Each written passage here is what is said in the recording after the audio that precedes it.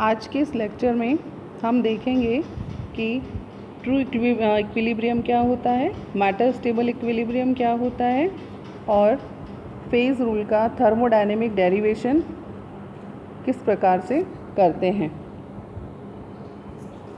यदि किसी तंत्र की प्रावस्था के गुण जैसे ताप, दाब, संघटन आदि समय के साथ परिवर्तित न हो तो हम ये कहते हैं कि तंत्र साम्यावस्था में है। यह जनरली 3 प्रकार का होता है।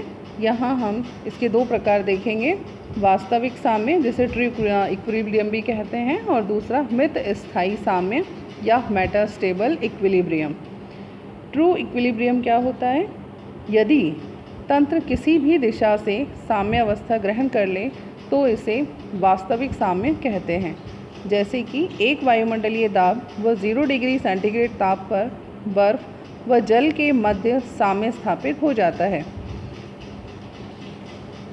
दूसरा मैटर स्टेबल इक्विलिब्रियम या मित स्थायी साम्य, जब किसी तंत्र की साम्यावस्था केवल एक ही दिशा से परिस्थितियों में विशेष परिवर्तन के द्वारा प्राप्त होती है तो इसे मित स्थायी साम्य या मैटर स्टेबल इक्विलिब्रियम कहा जाता है।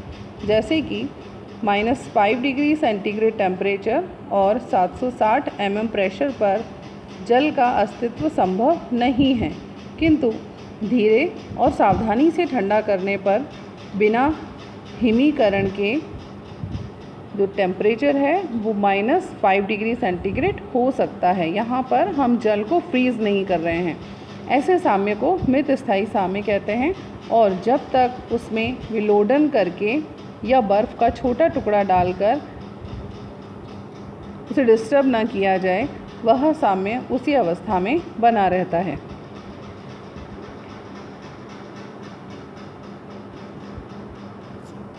Or we can say a state of metastable equilibrium is one that is obtained only by careful approach from one direction and may be preserved by taking care not to subject the system to sudden shock, stirring or seeding by solid phases.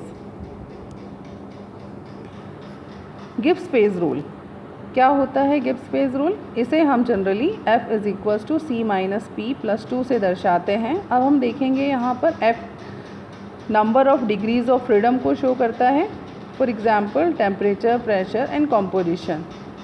P shows the number of phases present and equilibrium and C denotes the number of components needed to describe the system and 2 stands for the intensive variable pressure P and temperature T। Generally हम इसी फॉर्मूले को काम में लेते हैं किसी भी सिस्टम में number of degrees of freedom को कैलकुलेट करने के लिए। इसे गिब्स प्रावस्था नियम कहा जाता है। यह एक जनरल नियम है जो कि सभी रिएक्टिव और नॉन रिएक्टिव सिस्टम्स के लिए एप्लीकेबल होता है। एक नॉन रिएक्टिव सिस्टम में जो वेरियस कंपोनेंट्स हैं वो डिफरेंट फेजेस में डिस्ट्रीब्यूटेड रहते हैं बिना किसी कॉम्प्लिकेशंस के। इट मीन्स उनके बीच में किसी प्रकार का कोई केमिकल रिएक्शन नहीं होता है। The next one is usages of phase rule. Phase rule के क्या क्या उपयोग हैं, कहाँ इसका उपयोग किया जाता है। Systems can be classified on the basis of degrees of freedom. जितने भी तंत्र हैं उन्हें स्वतंत्रता की कोटि के आधार पर उनका क्लासिफिकेशन किया जाता है। It is applicable for physical as well as chemical equilibrium. Phase rule या प्रावस्था नियम पदार्थ की प्रकृति, मात्रा, प्रावस्था अभिक्रिया की प्रकृति और घटकों की जटिलता और पदार्थ की रचना, इन सब से प्रावस्था नियम का कोई भी संबंध नहीं होता है। इसका संबंध केवल प्रावस्थाओं की संख्या और उनके कॉम्पोजिशन से होता है। प्रावस्था नियम का एक फ़ायदा और है कि इसका अध्ययन करते समय हमें पदार्थ की रचना के बारे में कोई जानकारी लेने की आवश्यकता नहीं होती है। And it is more useful than the law of mass action किसी तंत्र में विभिन्न प्रावस्थाएं साम्य में रहेंगी या नहीं, इस प्रश्न का उत्तर द्रव्य अनुपाती क्रिया के नियम से नहीं मिलता है।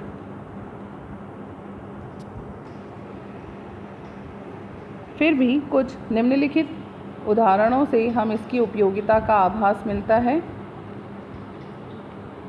जैसे कि अगर एक घटकीय तंत्र जिसमें कि एक गैस का एक घटकीय तंत्र है, वहाँ पर एक ही प्रावस्था होगी, तो स्वतंत्रता की कोटि की व्याख्या करने के लिए हम यहाँ पर इस नियम को अप्लाई करेंगे। F = C - P + 2। हमने कहा कि यहाँ पर एक ही घटक है, एक ही फेज़ है, तो डिग्री ऑफ फ्रीडम का मान होगा 2। सिमिलरली एक प्रावस्था में अगर दो गैस हैं, दो घटकीय तंत्र हैं और प्रावस्था नियम के अनुप्रयोग से स्वतंत्रता की कोटि यहाँ पर 3 होगी, क्योंकि हमने अगेन यही फॉर्मूला हम अप्लाई करेंगे C - P + 2। अतः यदि किसी भी पदार्थ की रचना के बारे में अगर पूर्वानुमान हमें नहीं है, तो भी उसके लिए प्रावस्था नियम उपयोगी होता है। The next one is thermodynamic derivation of phase rule.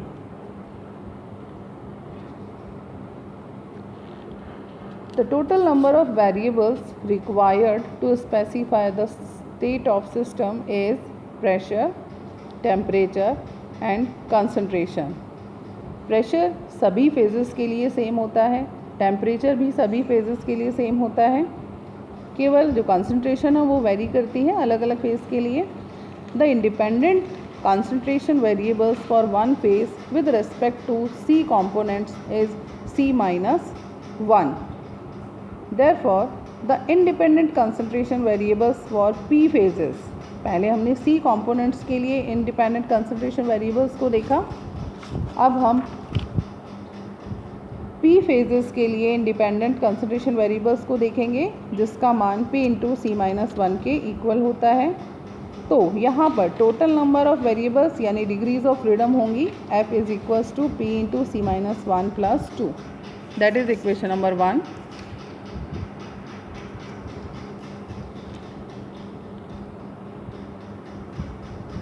अब हमें यहाँ देखना है कि टोटल नंबर ऑफ इक्विलिब्रिया कितने होंगे। The various phases present in the system can only remain in equilibrium when the chemical potential of each of the component is the same in all phases. हम यहाँ पर component 1 के लिए देखेंगे कितनी equations होंगी, P - 1 इक्वेशन। क्यों? क्योंकि component 1 के लिए जो डिफरेंट कॉम्बिनेशंस हैं एट इक्विलिब्रियम पर, वो है μ1 P1 = μ1 P2 = μ1 P3। यहाँ पर जो हम μ1 से मल्टीप्लाई कर रहे हैं बार बार P1, P2 और P3 को, that is the chemical potential for component 1। And in the next one for component 2, the number of equations again will be P - 1 equations,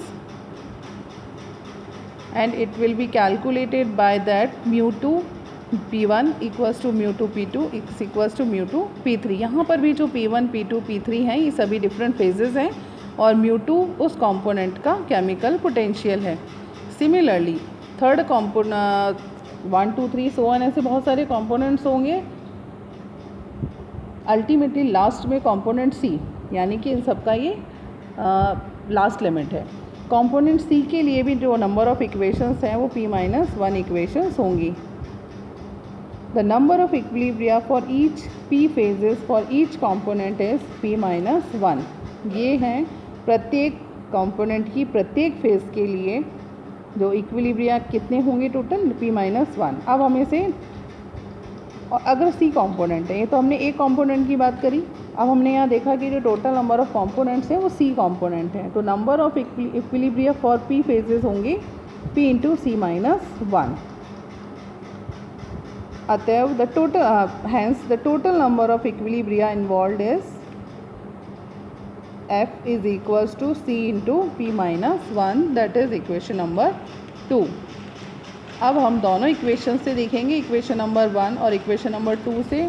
जब हम इसे इस तरह से सॉल्व करते हैं तो फाइनली हमें इक्वेशन प्राप्त होती है F = C - P + 2, जिसे कि गिब्स फेज रूल कहा जाता है।